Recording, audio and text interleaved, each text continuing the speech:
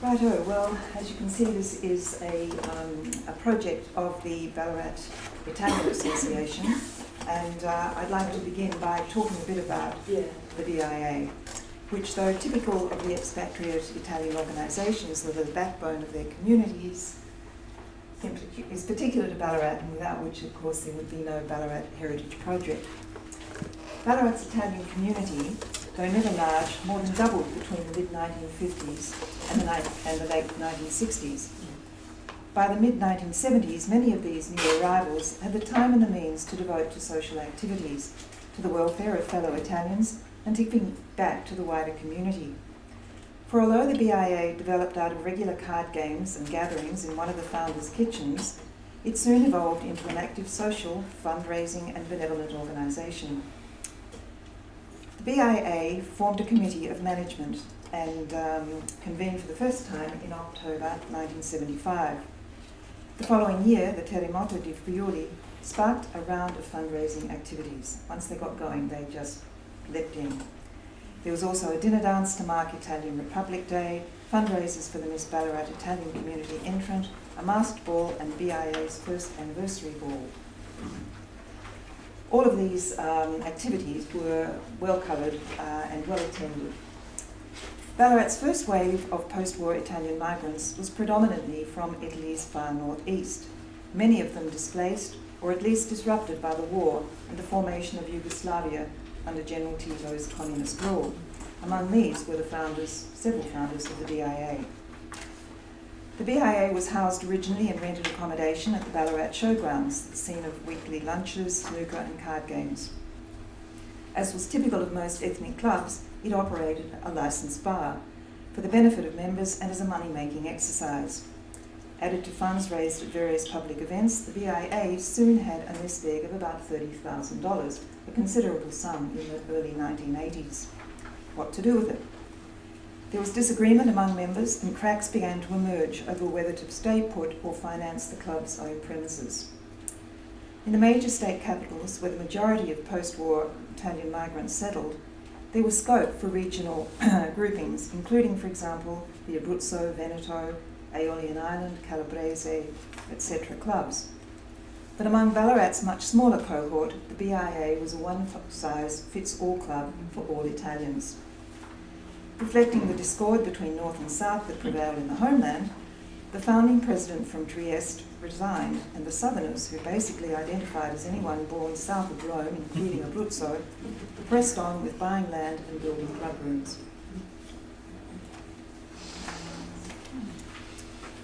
For about $10,000, they purchased 4 acres at Mount Clear in 1984, then on the bushland outskirts of Ballarat, and with the help of government grants and the time and input of members, they built their club rooms.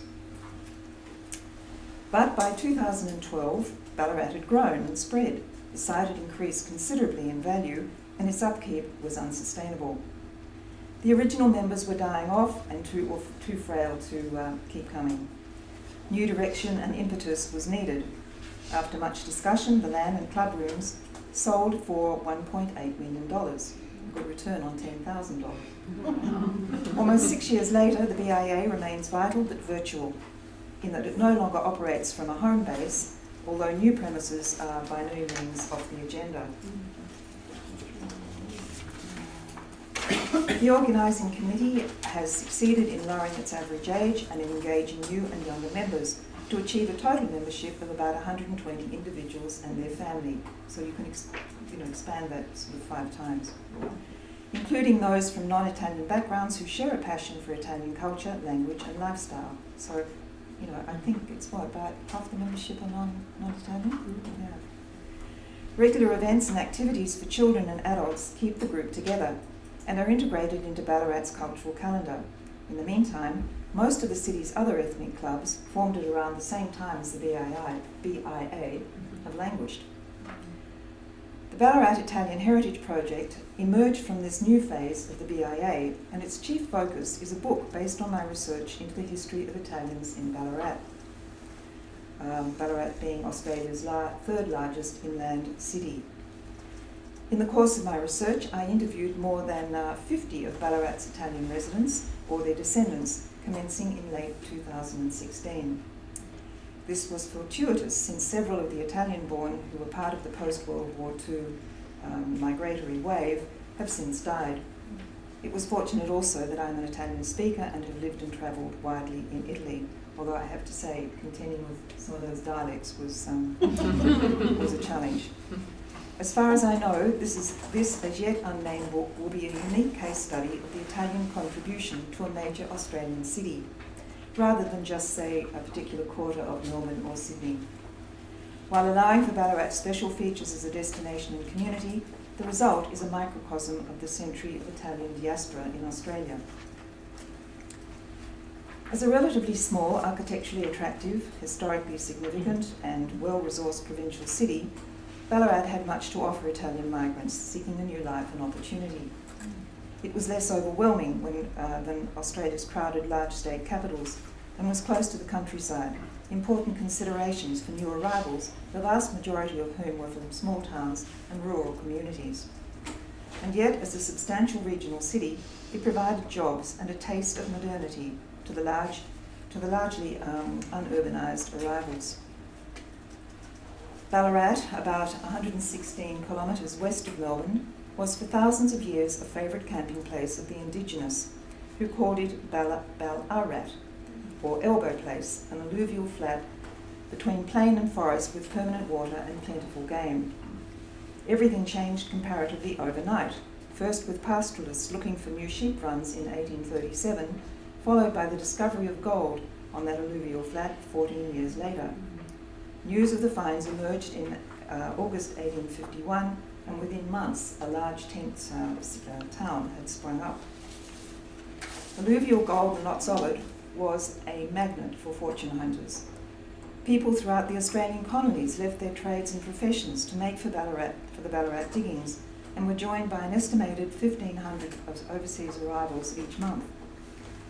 Historian Weston Bates described Ballarat's main street in the 1850s as a social laboratory, housing more Europeans than in any street in Victoria's history until Melbourne's inner city suburbs were settled post-war.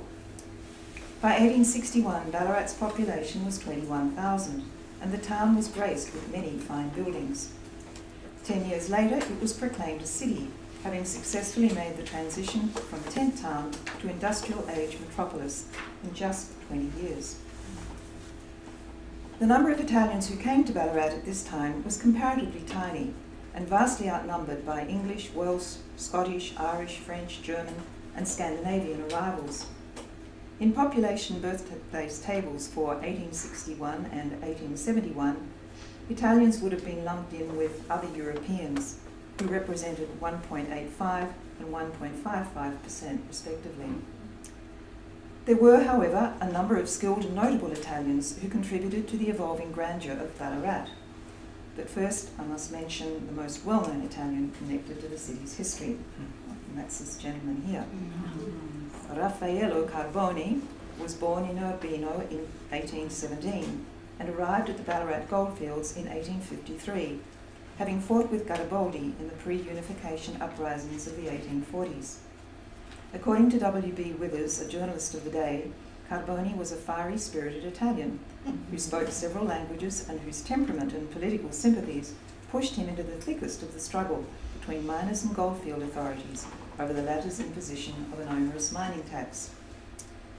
As a member of the organising committee in charge of the European miners, Carboni was present on December 3, 1854, when well-trained colonial forces attacked poorly equipped miners at Eureka Stockade, the enclosure to which they had withdrawn. Carboni was among 13 miners subsequently tried for treason, and a year later published his famous eyewitness account, Eureka Stockade, the only such record of this key event in the history of Australian democracy. For what seemed a defeat became a triumph in the face of public support for the miners. A royal commission led to the abolition of the gold licence, and the rebel prisoners, including Carboni, were acquitted to public acclaim at a Melbourne trial that attracted crowds of up to 10,000 people. Carboni returned to Italy in 1855, but in Australia he remains a legendary figure associated with the country's only civic rebellion. While Carboni's exploits are celebrated in history books, those of his contemporary, the architect Henry Caselli, are on view throughout Ballarat. Caselli was born of Italian parents at Falmouth, Cornwall in 1816 and arrived in Australia in 1852 in search of gold. But by 1858, he had returned to architecture and went on to design many of Ballarat's landmark buildings, including the city's fire brigade, Ballarat College, School of Mines, many, many churches, and the magnificent orphan asylum. Probably not a happy place, but it's a gorgeous building. Caselli was typical of the smattering of educated adventurers who came to Australia at that time, lured perhaps by gold, but persuaded to remain and ply their trades or professions. But during Ballarat's first 5 decades, Italians counted for but a small and fluid presence. Around the turn of the 20th century and over the next decade, that changed. The Italian government was particularly keen to increase immigrant numbers given the worsening poverty at home, and yet the great wave of early 20th century departures hardly touched Australia for reasons chiefly of distance and opportunity closer to hand. The majority of those who went to Ballarat at this time were from southern Italy, and significant among them were arrivals from the Aeolian Islands. During the 19th century, the islanders enjoyed full prosperity and employment, particularly those from Lipari, Salina and Stromboli, where there was a strong middle class and a maritime industry. But a perfect storm of events afflicted the islands from about 1888.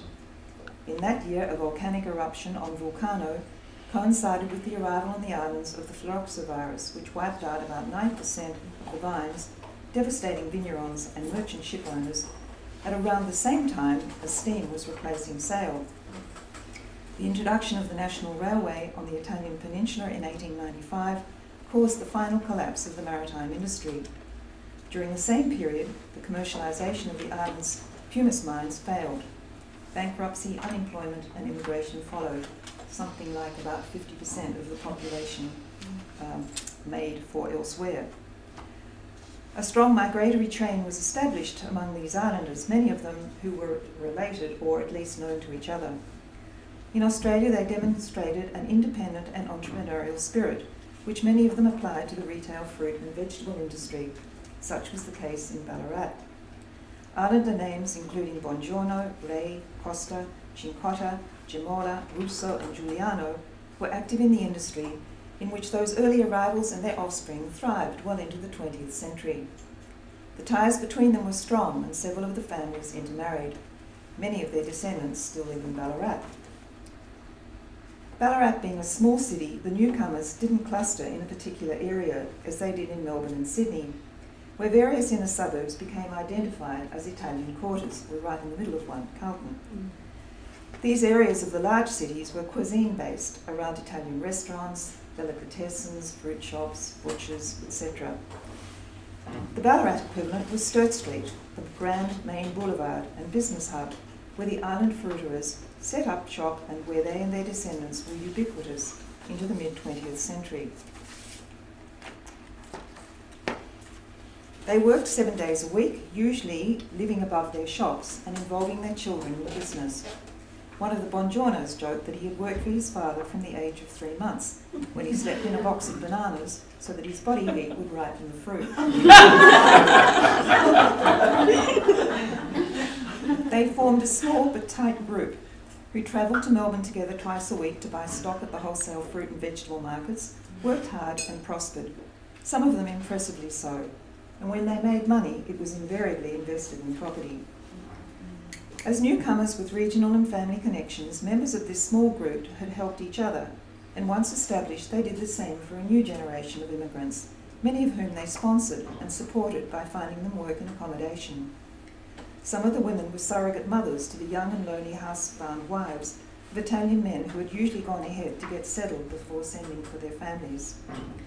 In short, those Italians new to Ballarat in the late 19th century and early decades of the 20th formed the basis of a community whose businesses became Ballarat institutions and whose surnames are now long associated with the city. Their generosity and support extended also to the post-war migrants, even if their fruit emporiums did not survive much beyond the 1970s, the victims of cut-price supermarkets and descendants who didn't actually jump at the chance of working 7 days a week. Apart from feeling like they had landed on another planet, a remark made by many of the migrants I interviewed, discrimination and ignorance were issues to be dealt with. Until the mid-20th century, Ballarat was almost entirely populated by the restrained and conservative descendants of Scots and Irish settlers, and though architecturally splendid thanks to the legacy of the gold rush, had settled into a dull and parochial turpitude, prescribed by Anglo-Celtic rectitude and probity.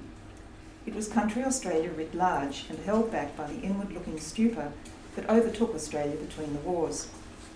Even the Catholic Church, always a dominating presence in the town, would have seemed strange and unwelcoming with its gloomy blue-stained buildings and restrained Irish traditions devoid of festive saints' days and celebrations. It was not easy being part of an ethnic minority in a deeply conservative and insulated society, and Italians were the primary target of xenophobic attacks in Smith's Weekly, a tabloid newspaper read Australia-wide until its demise in 1950. Italians worked hard and they did well. Local Australians were jealous and resented the competition. Besides, their speech and customs were different and to be derided. Smith's Weekly spread the derision, describing Italians as that greasy flood of Mediterranean scum that seeks to defile and debase Australia.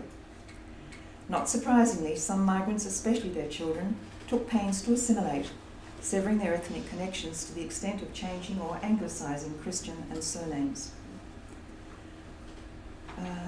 John, known as Jack Bongiorno, was born in 1909 to Giovanni Bongiorno from Salina and Ethel Smith of Ballarat, and grew up above his father's fruit shop in Sturt Street. In a 1983 oral history, Jack recalled his father saying that there was discrimination against Italians and Greeks, but not persecution.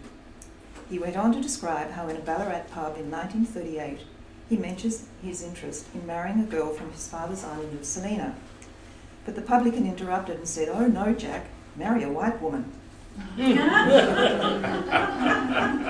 That says a lot, but I don't think it's what you'd call ostensible discrimination, Jack remarked to his interviewer. Today, of course, and according to a different mindset, such a comment would qualify as racial vilification. At the time, that particular set of attitudes was challenged by the onset of World War II. The patriotism and local devotion to the war effort in Ballarat was at fever pitch following Britain's declaration of war against Germany on 3rd of December 1939. Unsurprisingly, Italy's entry into World War II on the 10th of June 1940 as Germany's ally drastically worsened the situation for Ballarat Italians. Within 2 days, 8 members of the island families had written an open letter to the Prime Minister, Robert Menzies, pledging their loyalty to the Empire and a sum of £90 to assist in the prosecution of this just war. John Bongiorno recalled instantly losing customers who were prompted by patriotic motives to sack their half-Italian grocer. But he had the last laugh when, following the Japanese attack on Pearl Harbor in 1941, America entered the war. By January 1943, battle-weary American Marines were arriving in Ballarat for rest, recuperation and training, and they remained for almost a year, billeted initially with local families. Ballarat was agog with excitement at the arrival of some 15,000 foreign friends. Within weeks, the city had its first hamburger joint, and a local Italian cafe owner was being taught to make milkshakes. But for John Bongiorno, the most amusing outcome was that at least 50% of these invaders were Italian-American and fluent in Italian. Sturt Street was alive with the language, and some of my customers who had sacked me were suddenly living with Italians. I always thought it was a delightful and ironic thing. I reckon it was Ballarat's first awakening that there was another world out there. Post-1946, Southern Europeans wishing to escape war-ravaged Europe received little encouragement, even though Australia was in nation-building mode. Europe was awash with refugees and displaced persons, and Australia was eager to take them, especially if they were tall, blonde, and blue-eyed in the self-styled Australian image. But by June 1951, Australia needed more migrants than first anticipated to fuel its post-war recovery. Assisted immigration was opened up and a treaty signed with Italy to facilitate it. Ballarat shared in a small increment of Italian migrants at this time, but while numbers of Poles, Dutch and Yugoslavs swelled the local population, Italians did not begin arriving in significant numbers until the mid to late 1950s. Then they came in relative droves, such that by 1970 their numbers almost doubled. By the late 50s, both government propaganda and the good news stories of those who had succeeded in Australia had clearly overcome any misgivings about distance. While the prospects were promising for those who chose to cross the world, much sacrifice and hardship was involved. Strong familial and community ties were broken, elderly parents farewelled, possibly for the last time. The journey by ship to Australia was long and far from smooth, and particularly hard on the women, usually travelling below decks in cheap accommodation. Almost without exception, they complained to me of enduring 6 weeks of seasickness. On arrival and confronting a different way of life, the inability to communicate, loneliness and homesickness awaited them. Even among those who stayed are some who never really adapted and continue to mourn a former way of life. But the majority acclimatised in time, learning English and adapting to Australian ways, even while maintaining strong Italian traditions at least into the second generation. Almost without exception, the post-war migrants I spoke to have returned to Italy several times, and in some cases find it no longer to their liking. It's not the country they left, and rituals such as the midday siesta and the late evening meal don't suit them. Even if Ballarat was not colonised by a tight-knit and easily identifiable Italian ghetto, those who settled there stuck together and helped each other, either through the migratory chain and in spite of the Italian pattern of loyalties, which prioritises family, then the village and the region, with Italy a distant concept. For what mattered in Ballarat's small Italian community was simply being Italian. Their religion united them, and so did their stomachs. While most lived almost entirely from what they produced in their own backyards, which always included seasonal vegetables, herbs, a fig tree and a lemon tree, they banded together, for example, to buy grapes in bulk, to produce wine, or a whole pig for cured meats and sausages. Many of those rituals and traditions around food have been passed down to the vast amusement of new migrants who tell me that nobody makes passata anymore in Italy, but Italian Ballarats do, and I received a lot of it. Delicious. Lack of English was a problem and led to many confusing moments, both frustrating and amusing. Most had little formal education, usually only up to grade 3 level, and even that was interrupted or aborted by the war. They learned English in the workplace, through studying and self-help books, attending dances and at the pictures. Those with families found that their children were fluent within a few months, and while some encouraged them to be bilingual, it was more common for parents to speak English with their children, the better to learn it themselves or integrate. Besides, the children, hating to be different, resisted encouragement to retain their mother tongue. And there were many stories I heard of childhood bullying and racial taunts, especially kids chucking their smelly lunches away. All the sort of things that we now love to eat. There were some instances also of identity issues among the young Italians, struggling to flourish in two cultures. Parents were often caught in a time warp, maintaining values and traditions that were no longer practiced back home, while enforcing them on children who wanted to fit into modern Australia. No one leaves their homeland lightly. In most instances, these people had no choice. There were jobs, vast tracts of land, and opportunities aplenty for those prepared to work hard in Australia. Post-war Ballarat offered all these inducements. Many of those who recognised this succeeded beyond their wildest dreams and contributed not only to their own prosperity, but to that of the city. Without exception, Ballarat Italians prospered in their own ways through hard work and good management. The reliability of a regular wage was a luxury to those who in rural Italy had depended on the quality of their produce and payments that were fluid at best. It meant they could save and plan, and they did so with application. As one former contadino told me, he was a free man from the day he stepped foot in Port Melbourne. This same fellow, now well into his 80s, prides himself also on being a beer-loving, cricket-tragic, sheep and cattle farming Aussie, albeit one who makes his own prosciutto, cures his own olives, and until recently produced his own very drinkable wine. There are some outstanding entrepreneurial examples too among Ballarat's enterprising Italians.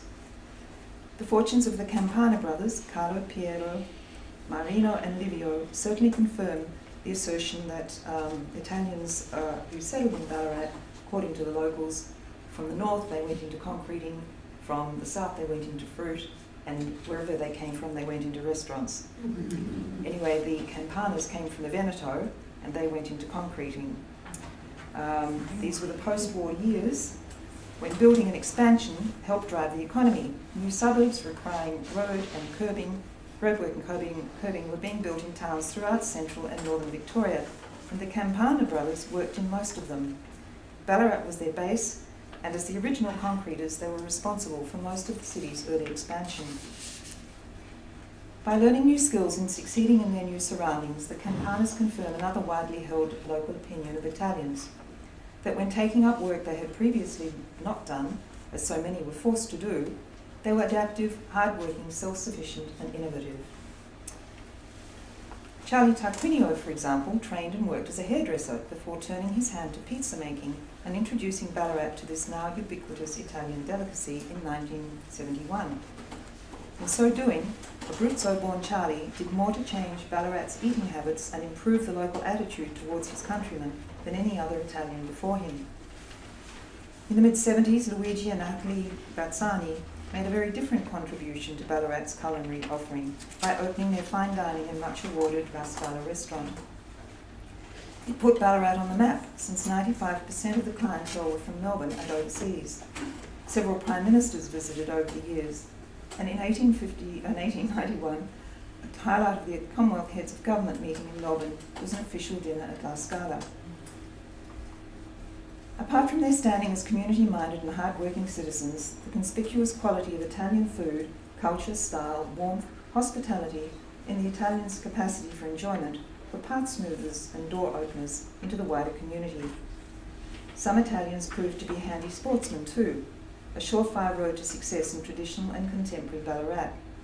Steve Monaghetti. While their reasons for leaving Ballarat were predominantly economic, each migrant has a story that is uniquely their own. The BIA Heritage Project celebrates them through a selection of personal stories that strive to illuminate the issues and themes of migration. It should be noted, however, that this is not a scholarly work. While every effort has been made to chase down questionable accounts and to understand the life and times of those whose stories we recorded, this has not been exhaustive. The emphasis is on personal stories and anecdotes that bring life and colour to experience and thereby demonstrate the contributions, changes and influences these people have inspired, as well as the hardships, sacrifices, isolation, homesickness and discrimination they suffered in the process. Oral histories, while often lively and informative, are by their very nature riddled with imperfections. One person's truth is another's fiction, myth or prejudice, there being vast differences between the truth and the accuracy of a situation. In view of this, the book represents a snapshot in time, reflecting the past while celebrating Italians' very significant contribution to the early 21st century city of Ballarat. Thank you.